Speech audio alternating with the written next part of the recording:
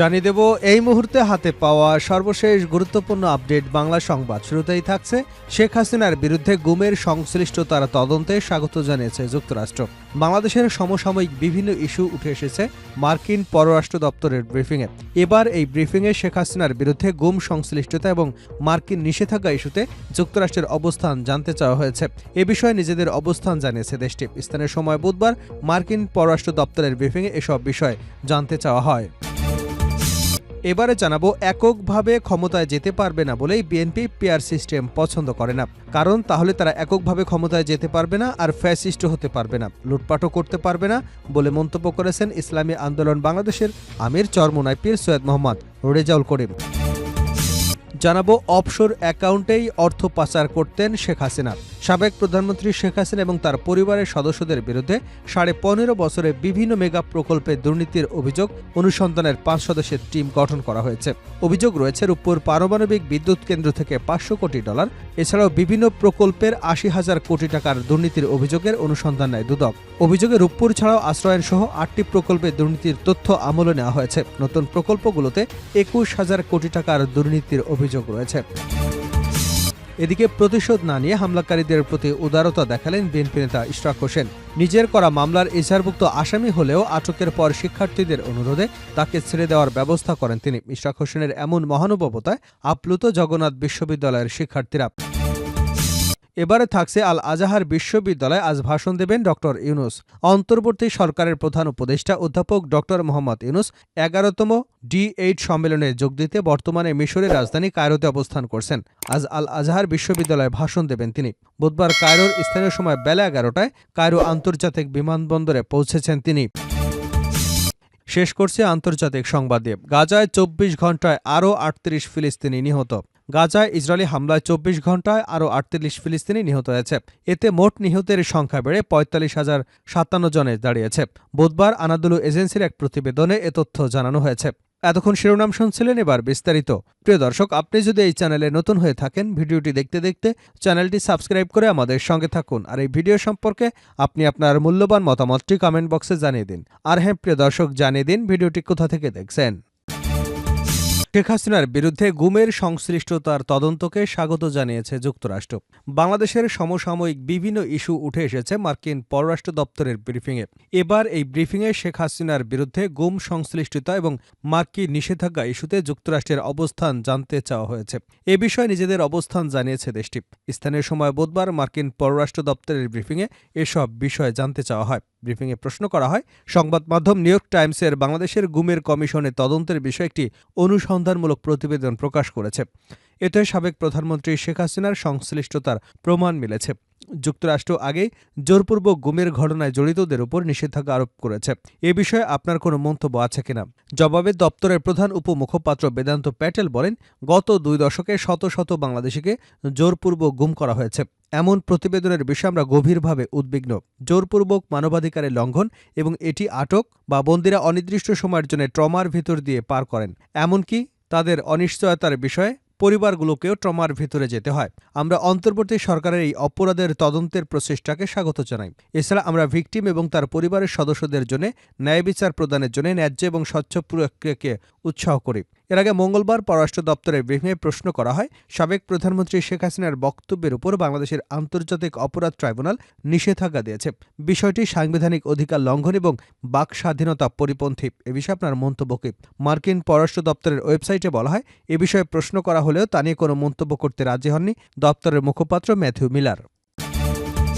এককভাবে ক্ষমতায় যেতে পারবে না বলে বিএনপি পিআর সিস্টেম পছন্দ করে না। পিআর সিস্টেম নির্বাচনে সব রাজনৈতিক দল একমত হলেও বিএনপি তা পছন্দ করছে না। কারণ তাহলে তারা এককভাবে ক্ষমতায় যেতে পারবে না, তারাও ফ্যাসিস্ট হতে পারবে না, লুটপাটও করতে পারবে না বলে মন্তব্য করেছেন ইসলামী আন্দোলন বাংলাদেশের আমির চরমোনাই পীর সৈয়দ মোহাম্মদ রেজাউল করিম।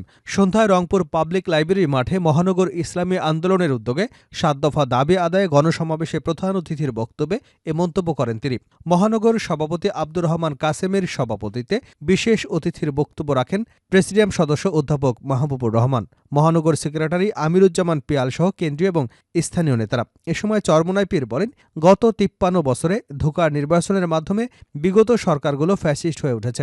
আমরা পিআর সিস্টেম নির্বাচনের মাধ্যমে একটি জাতীয় সরকার গঠন করতে চাই, যাতে সংখ্যানুপাতিক হারে প্রতিনিধি সংসদে থাকবে, সব দলের সম্পৃক্ততা থাকবে, প্রতিটি ভোটের মূল্যায়ন হবে। এ ব্যাপারে সব রাজনৈতিক দল একমত হয়েছে, শুধু বিএনপি পিআর সিস্টেম নির্বাচন পছন্দ করছে না। তিনি বলেন, বিএনপিকে জনগণের কল্যাণের জন্য জনতার ঊর্ধ্বে উঠে দেশ এবং মানবতার কল্যাণে পিআর সিস্টেমে নির্বাচনে আসার আহ্বান জানান তিনি। চরমোনাই পীর বলেন, ভারতের আচরণে আমরা ক্ষুব্ধ, কষ্ট পেয়েছি।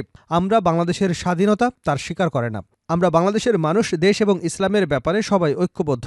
যদি ইসলাম এবং দেশের ব্যাপারে কোনো ষড়যন্ত্র হয়, তাহলে দেশের 18 কোটি মানুষ তাদের প্রতিহত করতে প্রস্তুত আছে। তিনি বলেন, অন্তর্বর্তীকালীন সরকারকে বলবো, আপনারা বাংলাদেশের জনগণের ভোটে সরকার পরিচালনা করছেন না। আপনারা 5 আগস্টের গণঅভ্যুত্থানের ফসল। দেশ পরিচালনার ব্যাপারে কখনোই জনগণ এবং বাংলাদেশের অকল্যাণ এরকম কোনো চিন্তা কিছু করবেন না।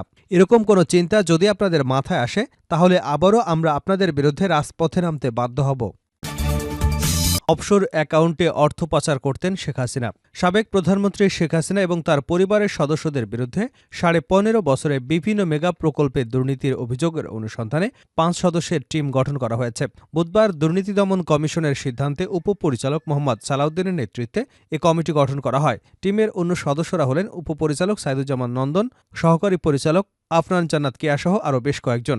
অভিযোগ রয়েছে, রূপপুর পারমাণবিক বিদ্যুৎ কেন্দ্র থেকে 500 কোটি ডলারেরও বেশি 59,000 কোটি টাকা, বিভিন্ন প্রকল্পে ওঠা 80,000 কোটি টাকা দুর্নীতির অভিযোগ অনুসন্ধানের উদ্যোগ নেয় দুদক। অভিযোগে রূপপুর ছাড়াও আশ্রয়নসহ 8টি প্রকল্পে দুর্নীতির তথ্য আমলে নেওয়া হয়েছে।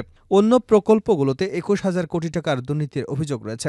অভিযোগ অনুযায়ী গণঅভ্যুত্থানে ক্ষমতাচ্যুত হওয়া সাবেক প্রধানমন্ত্রী শেখ হাসিনা, তার ছেলে সজীব ওয়াজেদ জয়, তার বোন শেখ রেহান এবং ভাগ্নি টিউলিপ সিদ্দিকী মালয়েশিয়ায় ব্যাংকের মাধ্যমে রূপপুর পারমাণবিক বিদ্যুৎ কেন্দ্র থেকে 5 বিলিয়ন বা 500 কোটি ডলার বাংলাদেশি মুদ্রায়, যা প্রায় 60,000 কোটি টাকা লোপাট করেছেন। গত 3রা ডিসেম্বর শেখ হাসিনা এবং তার পরিবারের এসব দুর্নীতির অভিযোগে অনুসন্ধানের নির্দেশনা চেয়ে হাইকোর্টে রিট দায়ের করেন জাতীয়তাবাদী গণতান্ত্রিক আন্দোলন এনডিএমের চেয়ারম্যান ববি হাজ্জাজ। রিটে রূপপুর প্রকল্পে দুর্নীতি অনুসন্ধানে দুদকের নিষ্ক্রিয়তার বৈধতার চ্যালেঞ্জ করা হয়। দুদক চেয়ারম্যান সহ সংশ্লিষ্টদের রিটে বিবাদী করা হয়েছে।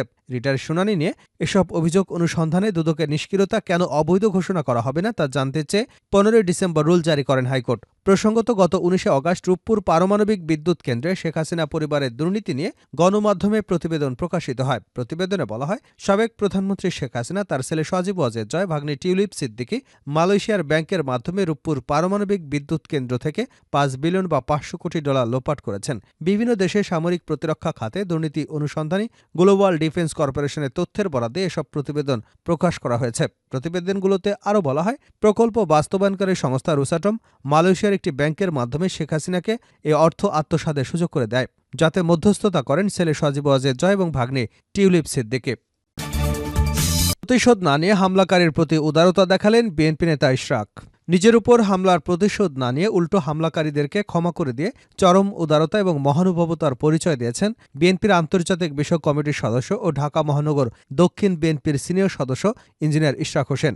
এমনকি নিজের করা মামলা এজাহারভুক্ত আসামি হলেও আটকের পর শিক্ষার্থীদের অনুরোধে তাকে ছেড়ে দেবার ব্যবস্থা করেন তিনি। ইশরাক হোসেন এমন মহানুভবতায় আপ্লুত জগন্নাথ বিশ্ববিদ্যালয়ের শিক্ষার্থীরা।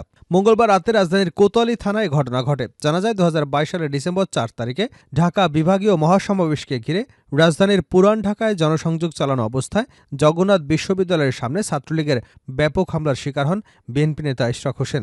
সেই মামলার ঘটনায় তখন থানায় কোনো মামলা না নিলেও পরবর্তীতে আদালতে মামলা করেন তিনি। সেই মামলার এজাহারভুক্ত আসামি হিসেবে জগন্নাথ বিশ্ববিদ্যালয়ের 4র্থ বর্ষের শিক্ষার্থী মঈনুদ্দিনকে শনাক্ত করেন জগন্নাথ বিশ্ববিদ্যালয়ের সাধারণ শিক্ষার্থীরা। পরে তাকে রাত আনুমানিক 10টার দিকে ধরে নিয়ে রাজধানীর কোতোয়ালি থানায় সোপর্দ করেন বিশ্ববিদ্যালয়ের ছাত্রদল নেতারা।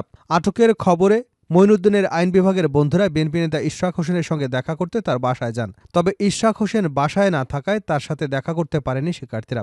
পরে রাতেই কোতোয়ালি থানার সামনে জড়ো হন তারা। সেখান থেকে ইশরাক হোসেনের সাথে ভিডিও কলে কথা বলেন শিক্ষার্থীরা। এ সময় তারা ইশরাক হোসেনের কাছে তাদের বন্ধুদের মাফ করে দিয়ে থানা থেকে ছাড়ানোর ব্যবস্থা করার জন্য দাবি জানান। 2022 সালে ইশরাক হোসেনের উপর হামলার ঘটনায় ভুল হয়েছে উল্লেখ করে তার কাছে ক্ষমাও চান অভিযুক্ত মঈনুদ্দিন সহ তার বন্ধুরা। একই সাথে ছাত্র জনতার আন্দোলনে তাদের জোরালো ভূমিকার কথাও উল্লেখ করেন। এ সময় ইশরাক হোসেন তাদের দাবি মেনে নিয়ে অভিযুক্ত মঈনুদ্দিনকে ছেড়ে দেওয়ার অনুরোধ জানান। পরে রাত আনুমানিক 2:45টায় তাকে থানা হেফাজত থেকে ছেড়ে দেওয়া হয়।